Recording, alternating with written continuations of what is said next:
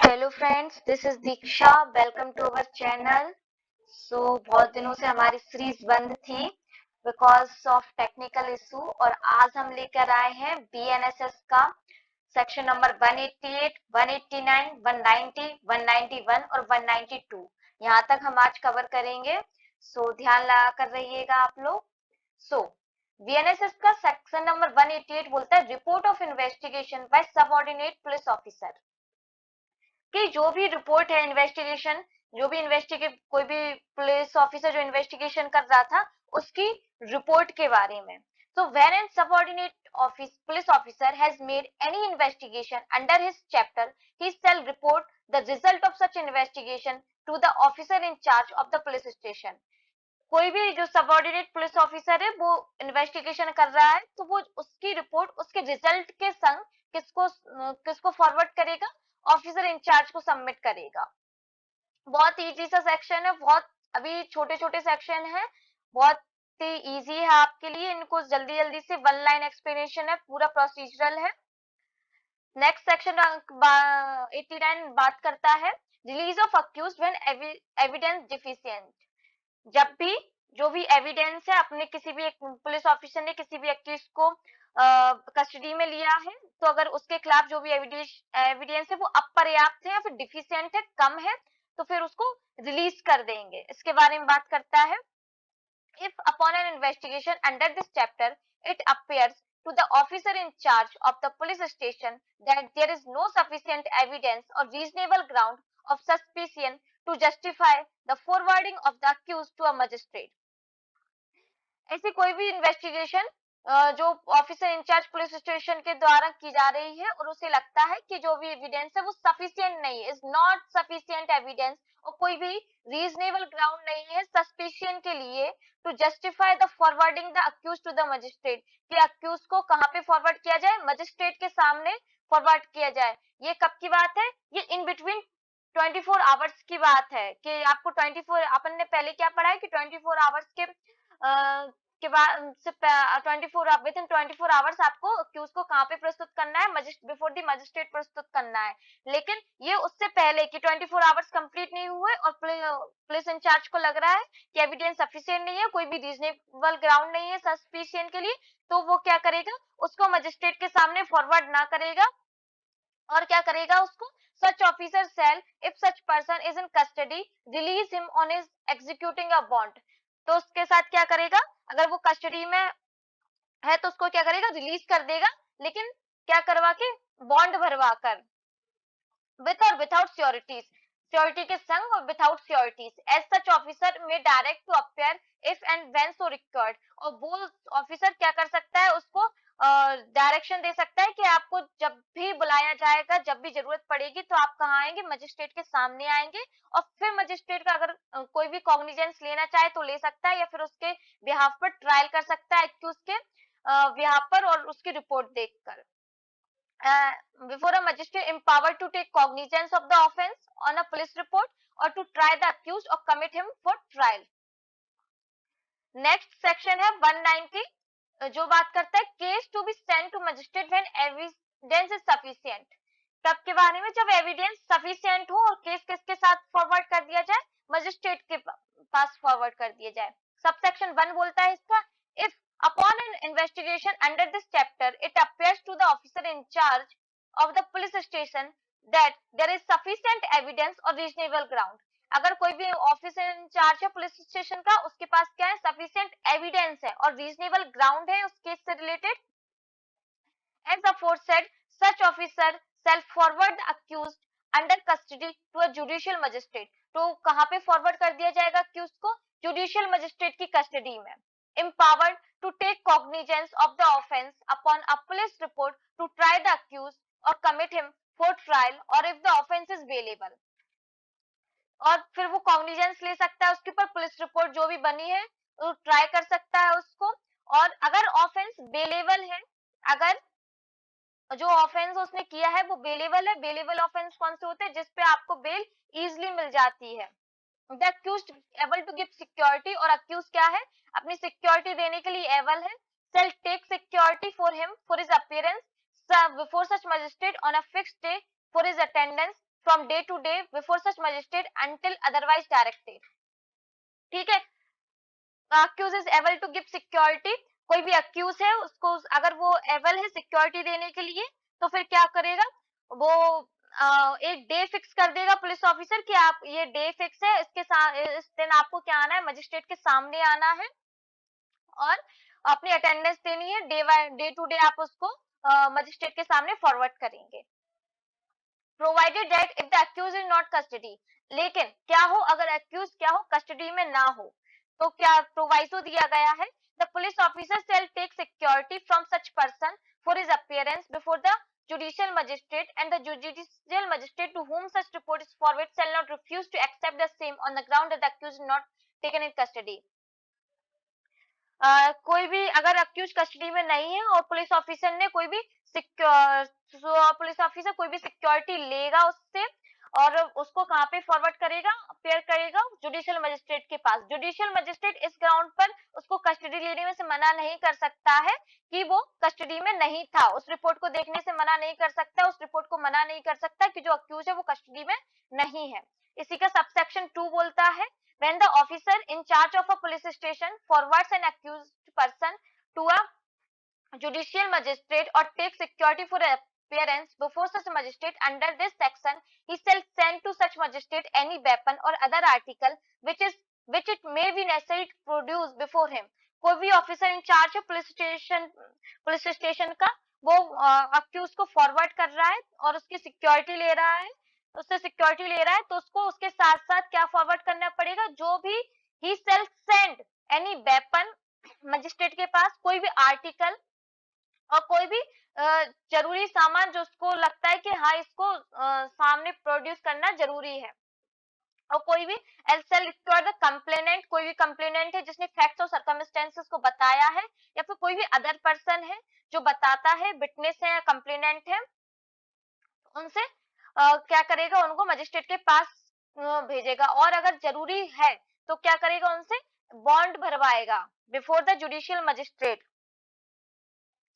और उन्हें judicial magistrate के सामने प्रस्तुत करेगा। डायरेक्ट प्रोसिक्यूट और give evidence in the matter of charge against the execute, और उन्हें क्या करेगा एज ए एविडेंस उन्हें चार्ज करेगा, जो भी चार्ज लगे हैं प्रोसिक्यूट करेगा। नेक्स्ट सबसेक्शन 3 बोलता है if the court of the chief judicial magistrate is mentioned in the bond, अगर जो भी बॉन्ड भरवाया है कोई भी बॉन्ड है उस केस का और वो बोलता है कि चीफ जुडिशियल मजिस्ट्रेट के सामने आपको उनको फॉरवर्ड करना है और वो जो चीफ जुडिशियल मजिस्ट्रेट है वो क्या कहता है such court shall be held to include any court to which such magistrate में रेफर, और जहां चीफ जुडिशियल मजिस्ट्रेट है वो रेफर कोई भी कोर्ट रेफर करता है जिसमें उस केस की इंक्वायरी होनी है फिर ट्रायल चलनी है फिर तो वो क्या करेगा एक रीजनेबल नोटिस देगा किसको कंप्लेनेंट को और पर्सन को कि आपको अब उसी कोर्ट के मजिस्ट्रेट के सामने प्रस्तुत होना है। जैसे कि आपने हायरार्की पढ़ी है, पहले क्या होता है chief judicial, second magistrate, first magistrate, फिर आता है चीफ जुडिशियल मजिस्ट्रेट। तो अगर वो चाहे तो इन दोनों कोई भी मजिस्ट्रेट को क्या कर सकता है रेफर कर सकता है और फिर क्या करेगा रीजनेबल नोटिस देगा कंप्लेनेंट को कि आपको अब उन्हीं मजिस्ट्रेट के सामने प्रस्तुत होना है। नेक्स्ट सबसेक्शन 4 बोलता है the officer in whose presence the bond is executed shall deliver a copy thereof to one of the person who executed it and shall then send to the magistrate the original with his report. जो भी bond भरवाया गया है अगर उसकी copy जो है वो आप उन पर्सन्स को देंगे जिनसे आपने बॉन्ड भरवाया है कंप्लेनेंट से, और उसकी जो ओरिजिनल कॉपी होगी वो कहाँ पे फॉरवर्ड करनी पड़ेगी आपको मजिस्ट्रेट के पास फॉरवर्ड करनी पड़ेगी। एक क्विक रिवीजन कर लेते हैं इसका। सेक्शन नंबर 190 का जो सबसेक्शन 1 है वो बोलता है अगर सफिशिएंट एविडेंस है और रीजनेबल ग्राउंड है और जो उसने ऑफेंस किया है वो बेलेबल है तो आप अक्यूज से क्या कर सकते हैं बॉन्ड भरवा सकते हैं और सिक्योरिटी ले सकते हैं और एक डे फिक्स कर देंगे जिस डे पे आप उसको क्या होना होगा मजिस्ट्रेट के सामने प्रस्तुत होना होगा, और अक्यूज अगर कस्टडी में नहीं है तो मजिस्ट्रेट उस पर उसको कस्टडी में लेने से मना नहीं करेगा या फिर रिपोर्ट देखने से मना नहीं करेगा उसके ग्राउंड्स को देखते हुए।